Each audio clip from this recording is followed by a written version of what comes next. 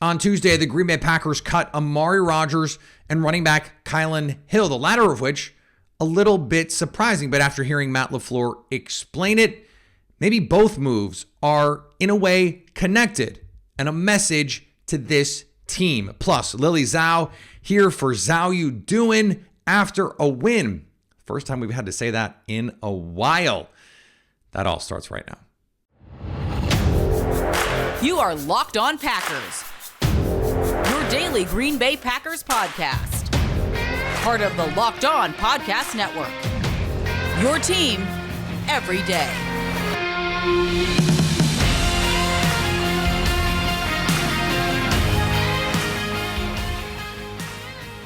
You are Locked On Packers, part of the Locked On Podcast Network, your team every day. I'm Peter Bukowski, and I cover the Packers for The Leap, a newsletter I would love for you to subscribe to. Follow me on Twitter, Peter_Bukowski. Follow the podcast on Twitter at Locked On Packers.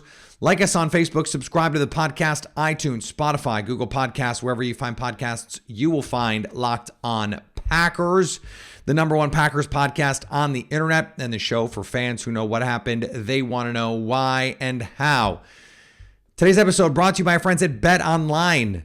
All of the action is there. You want props, you want futures, you want live in-game betting. It's all there for you. BetOnline, where the game starts. Lily Zhao here from Fox 6 in Milwaukee. Zhao you doing after a dub? We get to do that. All of that coming up a little bit later. First, some news.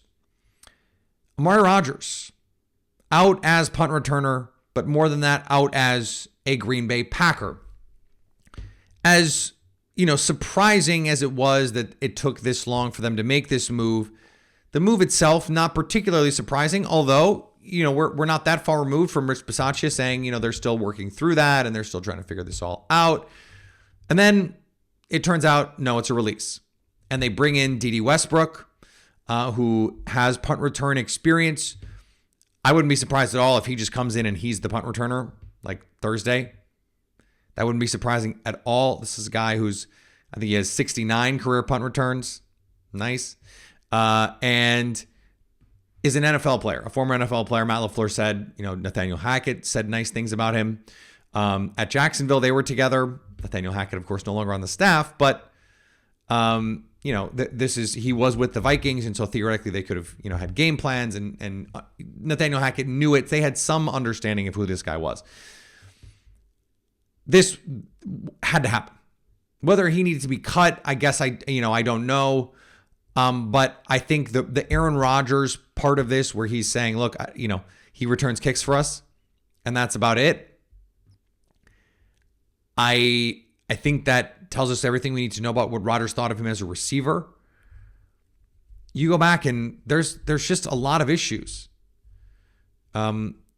Drops, wrong routes. I mean, Rodgers put him on full blast in the preseason.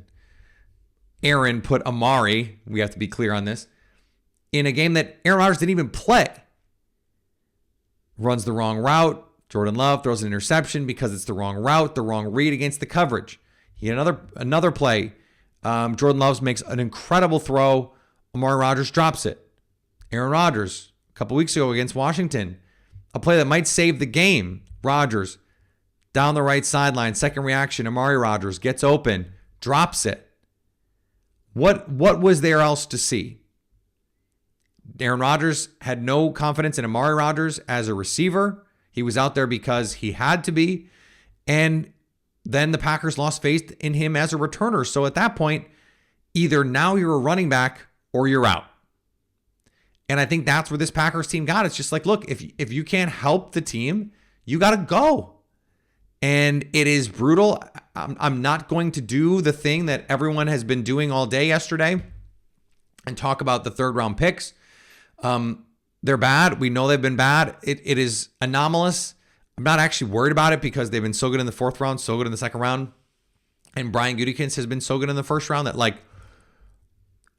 it's only been a couple drafts, really, if you think about it.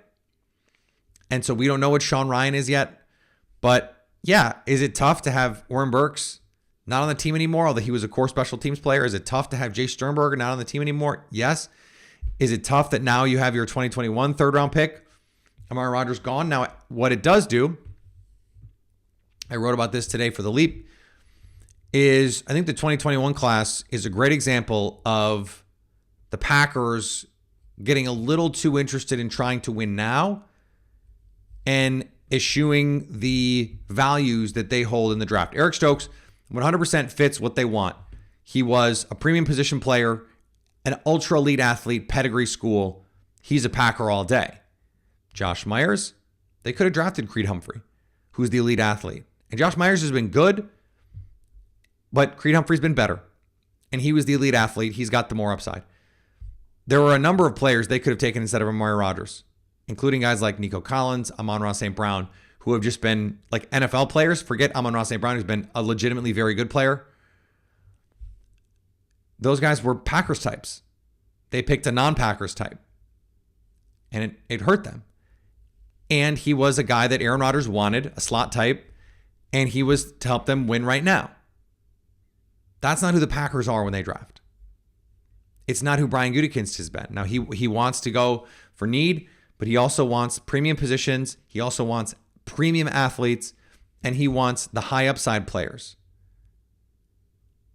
He went off that path, and look at the results. Not great. Again, some fine players, but, TJ Slayton, not done much. Josh Myers, again, good player. Eric Stokes, I still think can be a very good player, but he has regressed in year 2. Maybe this is just not the right defense for him. All that could be true.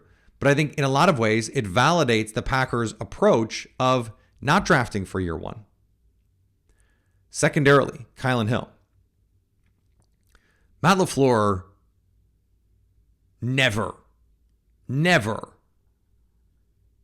offers indictments of his players. Never. But the Kylan Hill release came as a surprise because he showed some nice things as a player in Green Bay. And here's why I think they're related, the Rodgers and the Kylan Hill move.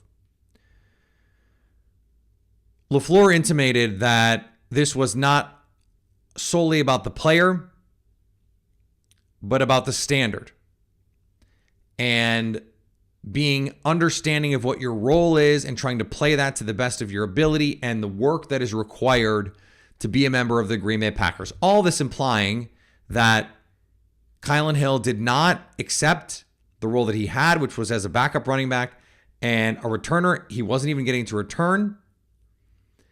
And that he was not putting in the work that they were expecting him to be, whether it's in practice, whether it's in the film room, the weight room, all that stuff. He was a guy who was, by many, considered a top 100 talent and fell to the 7th round, in part because there were questions about, was he coachable? Now, I think it was easy at the time to dismiss some of those, especially because there were, allegations of racism and some other things that muddied the waters. It may be the case that he's just not the right guy, and it's not the right fit for this coaching staff, for this team, for this organization. That might just be the case. Sometimes that happens. But I think what both of these do is, in the case of Amari Rodgers, he was given a number of opportunities. And at a certain point, that loyalty, it's got to be just out the window, because if you can't play, you can't play. And so for them, that's saying, look, we're going to give you every chance you can possibly have to fail. But at a certain point, when you've proven you just can't play, you got to go. And the standard in Green Bay is you have to understand what we're trying to accomplish as an organization. And the role is the role. And the standard is the standard. Aaron Rodgers talks about this. Matt LaFleur talks about this. The veteran players talk about this. You're either willing to put in the work or you're out. And at least by Matt LaFleur standards, clearly, because again, he never says anything. He said something about this. So that means there were real issues there. And so these, in that way, are connected.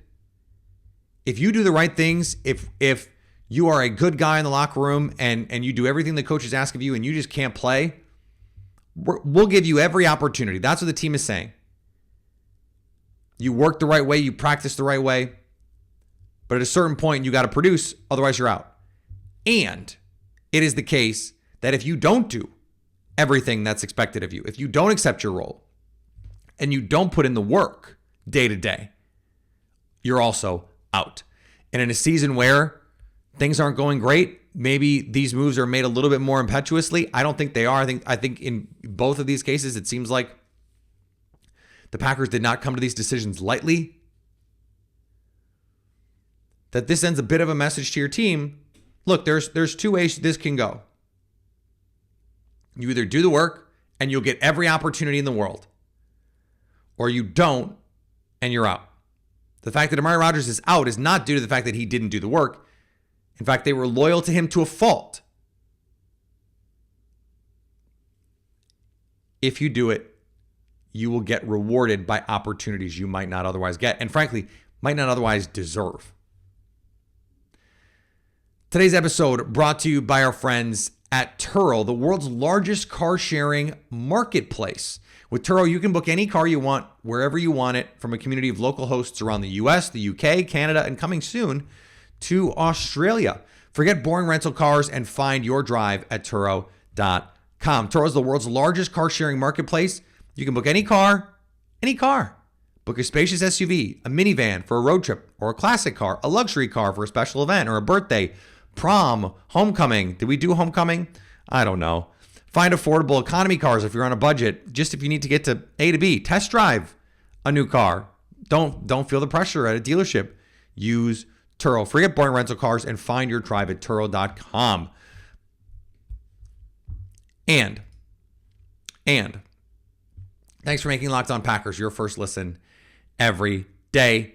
For your second listen, check out Locked On Sports today. From the games that matter the most to the biggest stories in sports, go beyond the scoreboard and behind the scenes with the local experts and insights only Locked On can provide. Locked On Sports today. Available on this app, YouTube, and wherever you get podcasts. It's my show. I would love for you to check it out. All right, the official word is we are no longer counting streaks because the Packers are back. They have a win finally. And that means Zhao gets to be on the right side of the ledger once again. Joining me from Fox 6 in chilly and snowy Milwaukee, Lily Zhao, to answer the frigid question right now. Zhao Peter, I am doing good. I am not looking forward to driving in the snow today. So that's the one minus of today, but I'm doing great. And you're right. I was going to say we should not count streaks anymore because we did like a 360 and they won a game. So I'm doing good. I'm pumped. How you doing? I'm good. That's right. We said last week we're not counting any more losses or wins. And guess what? They got a dub. You love to see it. It is officially football weather in Wisconsin, which is great for Thursday when you're going to have two teams who want to run the football squaring off against one another. We're going to get to the Tennessee Titans of it all. We have to start with what happened on Sunday with the Dallas Cowboys in a win that was great for like 14 different reasons, maybe more than that, honestly. But speaking of 14, that number's in my brain because the Packers came back from 14 down in the fourth quarter, 28-14. So when the Cowboys score to make it 28-14, your thought in that moment is what? If it followed the last 5 losses, it was, oh no, total collapse. Here they go again. Loss, season's over, they're going to be 3-7, yada, yada, yada. But like Aaron Rodgers said, he said that 14-point difference and the way that they came back from it was really the turning point. And they showed championship mettle, in my opinion, because his team has been very bad against adversity. But they stayed patient, and they got a touchdown, and then they got another one, and they tied it. And I'm like, that is what this team needed to do. It needed to show they could respond because it's been a long 5 weeks in terms of saying, okay, they're in a position to potentially win. They're in a position to respond after another team scores a touchdown, and they can't do it. And they finally flipped the script, and they finally were able to be patient and respond. That really, I think I agree with Rodgers. I think that really was the turning point for them to say, we can still do it. We're still the Green Bay Packers. We still have the ability to come back even in a 2-touchdown deficit. And they really proved me wrong on Sunday because I thought it was going to be the same old script. So it's interesting. I didn't think that it was, I felt like they can still win this game. And I hadn't felt that. I think in maybe the last 2 weeks before that, where I was just like, I had no faith in their ability to beat the Lions. I was just like, there's just no way. Like they look like a team that is dying to roll over. And I just, for whatever reason, like I know they had just gone 3 and out, the Cowboys score 21-14, they go 3 and out. And you're just like, oh my God, no. And then they score again. I'm just like, okay. I kind of just think like it's effort time. And for whatever reason, I was like, well, in effort time, Aaron played his best ball against Buffalo, and maybe this is sort of what they needed. And then of course it gets to 4th and 7. And then I was just sort of like, okay, this is it. Like they don't have anyone to throw the ball to on 4th and 7. And they threw it to Christian Watson and he scores. And then you're really like, oh my God, like they could win this game. And it started to feel like on that play, didn't it feel a little bit like, wait, not only like, might they win this game? I think they're going to win this game. That was just I don't know. I can't explain it.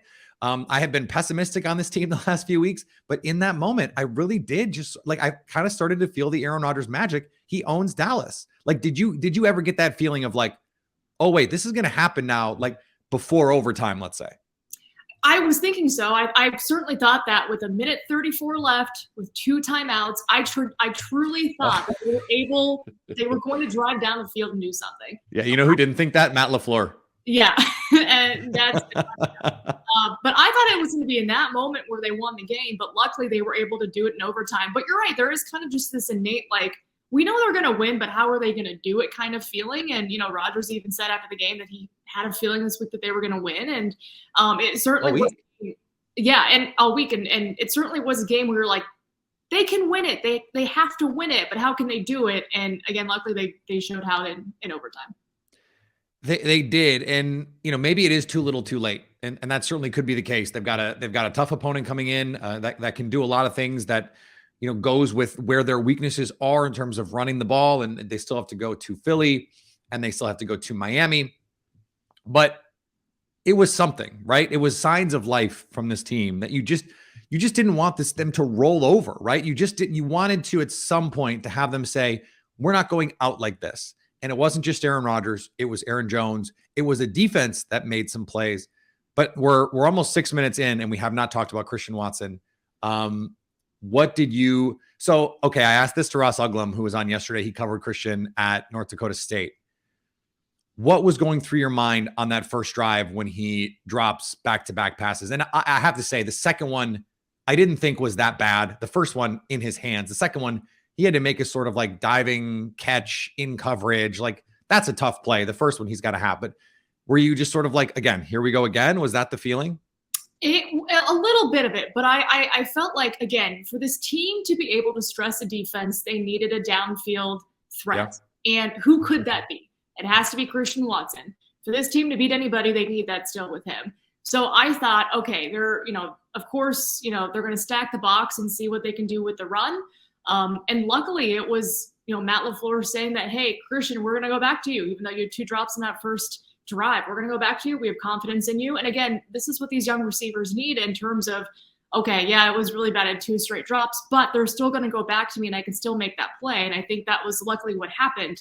And it really was Christian's coming out game because, again, this is the potential that we know this kid can have. And again, there are going to be growing pains along the way, right, with the drops and whatnot. And hopefully he can stay healthy, but the upside is tremendous with this kid. So I thought it was really encouraging that they were like, okay, despite the 2 drops, it's not like we're not going to go back to you. And they went back to him in a big way, but he responded in an even bigger way. I think that's what was so encouraging. But, there was a point where I'm like, here we go again. However, I'm glad the angel on my right side said, don't doubt him because he can do it. And he certainly did. Yeah. And I think, even his biggest fans would probably be lying if they thought 3 touchdowns was going to be in the cards after that first drive. And yet that is exactly what he went out and did. The first rookie to do that for the Green Bay Packers since 1978 when James Lofton did it. The first rookie since Randy Moss, the only other rookie to have 3 touchdowns against the Cowboys. in their team history. So pretty good company. If you're in a stat with Randy Moss and James Lofton, two Hall of Famers, like that, that's pretty good company to keep. It does make you think about what this offense can be with Romeo Doubs, with Allen Lazard, with Randall Cobb, with all of these guys healthy. And I think it's a good reminder that in the spring, Watson was the guy turning heads, not Romeo Doubs, the same sort of way. Like I remember a nugget in a Ryan Wood column or something like, oh yeah, keep an eye on Romeo Doubs. And that was when we didn't even know how to pronounce his name yet.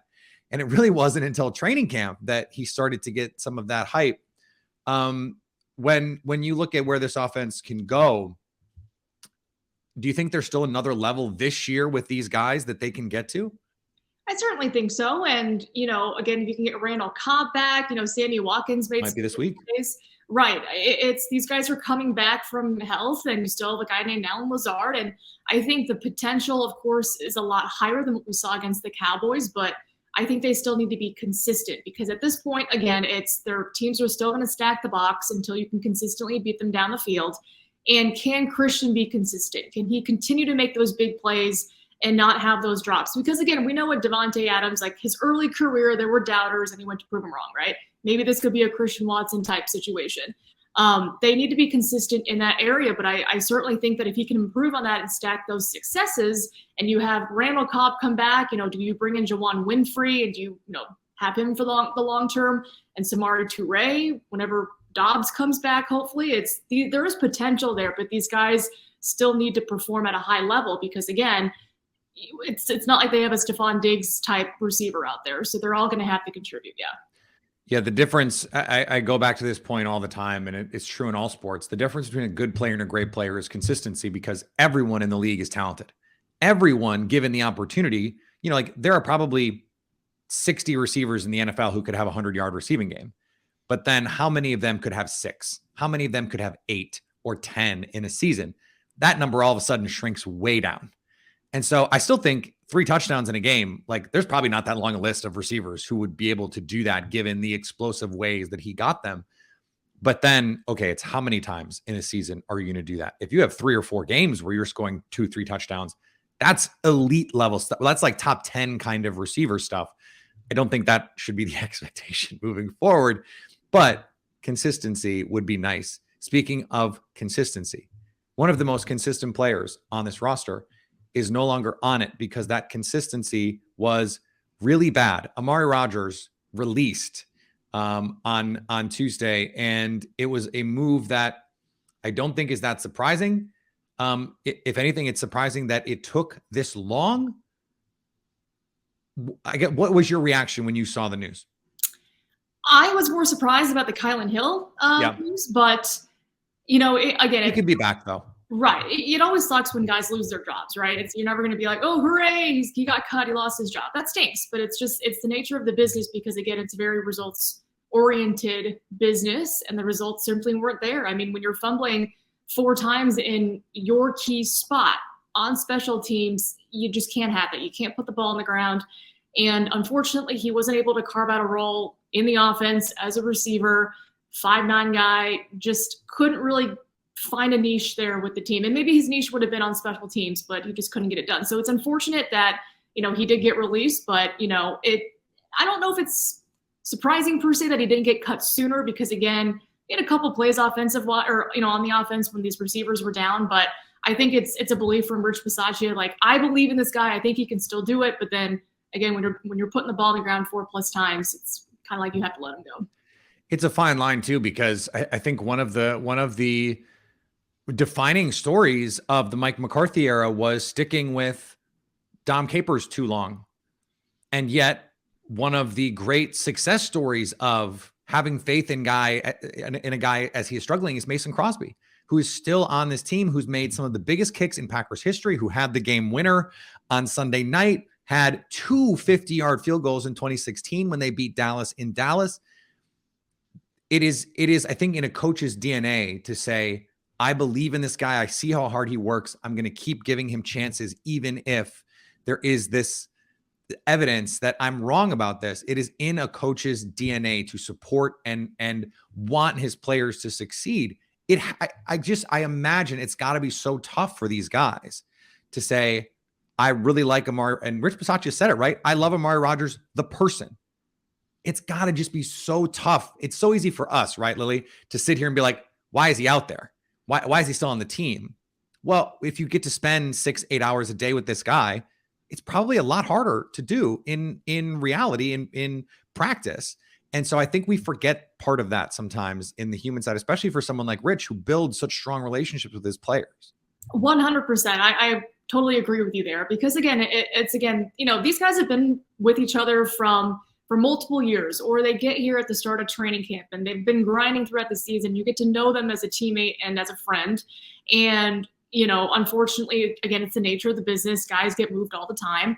But, to your point, being a coach, it's again, you build this special relationship with these guys. You see how hard they work. You believe that they can get the job done. But again, I think at this point it was kind of like, we need to find a solid, reliable returner. If there's a position in the game later in the season where maybe it's for, keeping themselves in playoff contention, and you have a fumble on a kickoff or on a kick return, it's kind of like, well, we could have made a change earlier in the season, but we didn't. So I think they were weighing the risks and the rewards, and, they love this guy. He's a great kid. I hope he lands somewhere and does a good job, but it just wasn't getting it done. And again, like we said, it was time to move on. Yeah. Again, it is unfortunate. I do hope they can get Kylan Hill back on the practice squad if that is indeed the hope there. But this does seem like it's pretty good news for someone like Jake Hansen, who could come off the IR this week, and Randall Cobb, who the Packers seem optimistic could come off IR this week. Joe Barry sounded optimistic Devondre Campbell was going to be able to come back this week. And that's good, because you've got a stiff test against the Tennessee Titans, who I may or may not have called frauds on this show yesterday, but still, you have to go out and beat them. They're still a solid NFL team. I don't think they're a 6-3 football team, but that's a different thing. This Titans team, they just love to win a game 21-17, and the Packers, man, they love to lose a game 21-17. So it does seem like, from that standpoint, a bad matchup. But you and I came to the conclusion a couple weeks ago, the best game of the Matt LaFleur era, the most impressive game, was 2020, when they absolutely put it on a Titans team that everyone thought was going to come in and run over them. And Joe Barry, I thought this was interesting, said that was one of the first games he watched when he came to Green Bay, trying to get the best out of him. Do you think the Packers are going to be up to the challenge of stopping Derrick Henry when you don't really have to do much else to stop this Tennessee Titans offense? They better be, because there have been teams this year where, they have potentially 1 to 2 guys that you need to stop on offense, and they can't get it done, right? And then that guy runs wild and has 3. So also Jefferson, Justin. Yes.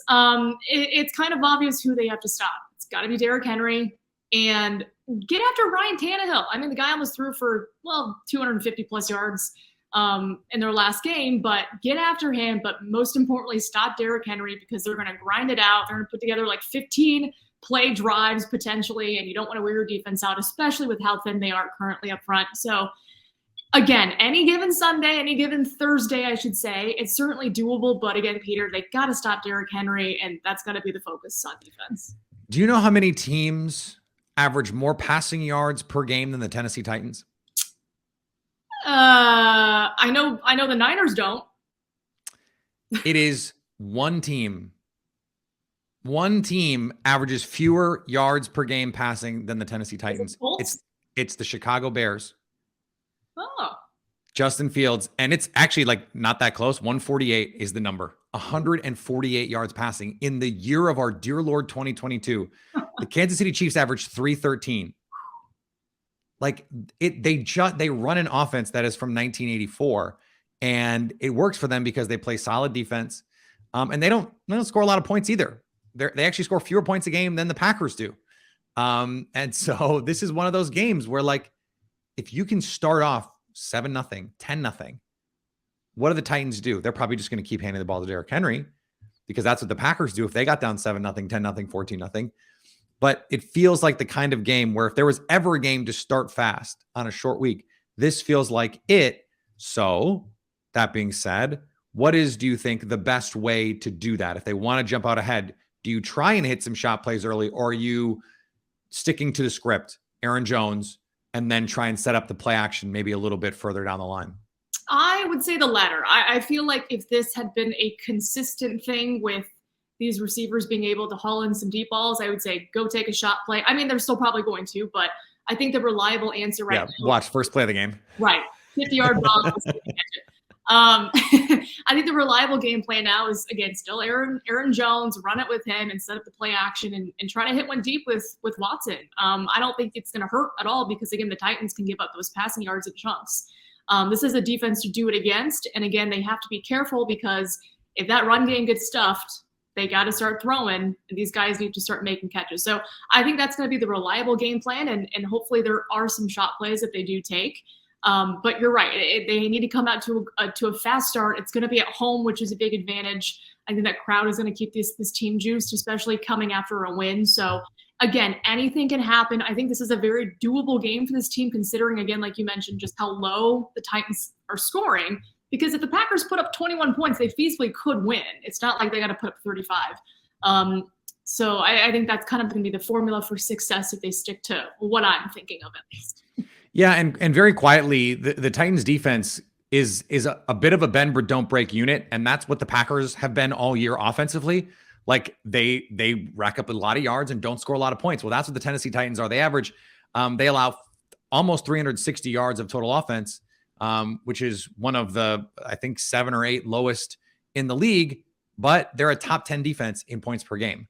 Those two things don't make any sense. So either you're getting a little lucky with turnovers, probably, and you're playing really well in the red zone, probably. Well, that stuff is not sustainable necessarily. And so if you're the Packers, outside of that weird 40-40 block where they've been terrible, they've been really good sort of everywhere else. And so I continue to believe this is going to be the week that we go, yeah, the Titans aren't as good as we thought, and the Packers are better than we realized, but they have to go do it because the Titans do a lot of the things that the Packers needed to do well and didn't, like play disciplined defense and tackle and have an identity offensively, like things that are like, minor things, Lily, in the grand scheme of things. So we'll see if they can do it. And no talk of streaks, but we will talk to you next week.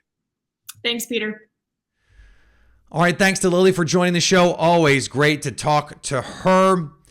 These days, every new potential hire can feel like a high-stakes wager for small businesses. You want to be 100% certain that you can access the best qualified candidates.